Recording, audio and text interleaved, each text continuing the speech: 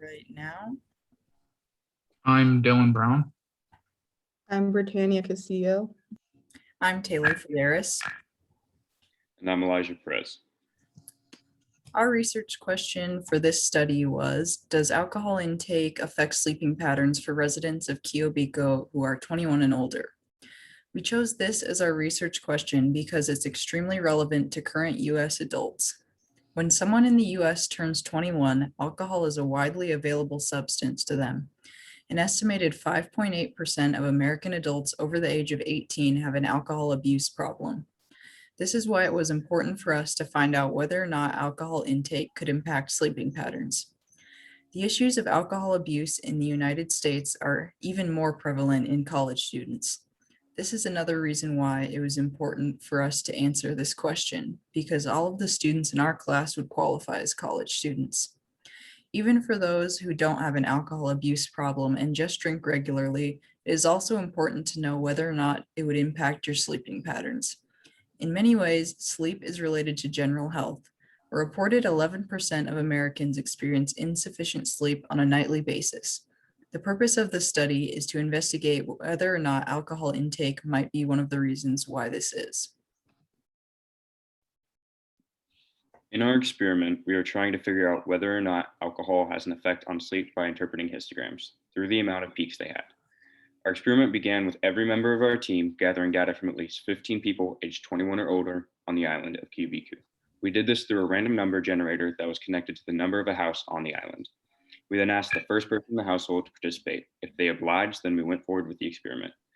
To ensure we could keep the experiment random, if a number came up twice, we went to the next person down in the household. If there wasn't another person in the household, we simply re-rolled. To begin collecting data, we randomly gave 30 people, half people selected, 4 30 milliliter shots of vodka.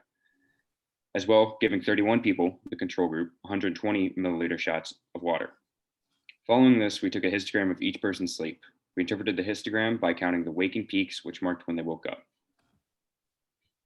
Anyone with more than 6 peaks was marked as unhealthy. Anyone with 6 or less peaks was considered to be healthy. To start the data set, we recorded the person's name and the correlating household number. Next, the number of peaks from each participant were put into the data set, as well as whether or not they had consumed alcohol, marked simply as a yes or no. The marking of healthy or unhealthy sleep was also put next to the number of peaks. Those who did not choose to participate in the experiment were recorded in the data set, but not included in any calculations.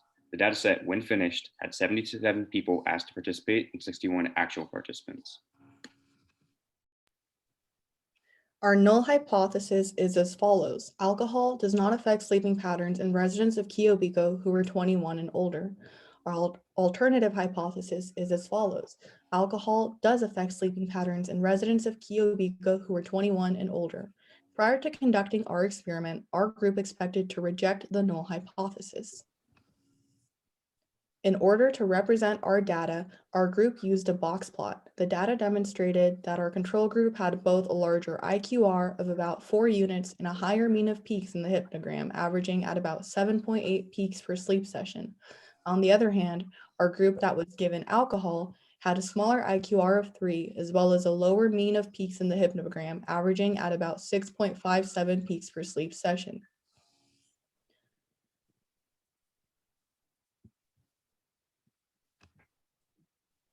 When reviewing our simulation, we obtained a p-value of 1.938093. Due to the high p-value, this does not provide enough evidence to reject the null hypothesis. In context, this means that we are able to conclude that alcohol does not affect sleeping patterns for residents of Quiobico who were 21 and older. We calculated a 95% confidence interval of 3.11 to negative 0.57. This means that we can say with 95% confidence that the true mean difference in quality of sleep for those who drank alcohol and those who did not is between 3.11 and negative 0.57.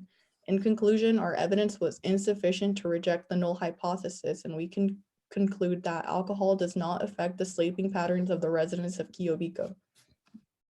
Some of our limitations in our study was only looking at one specific island, which in hand limited our participants.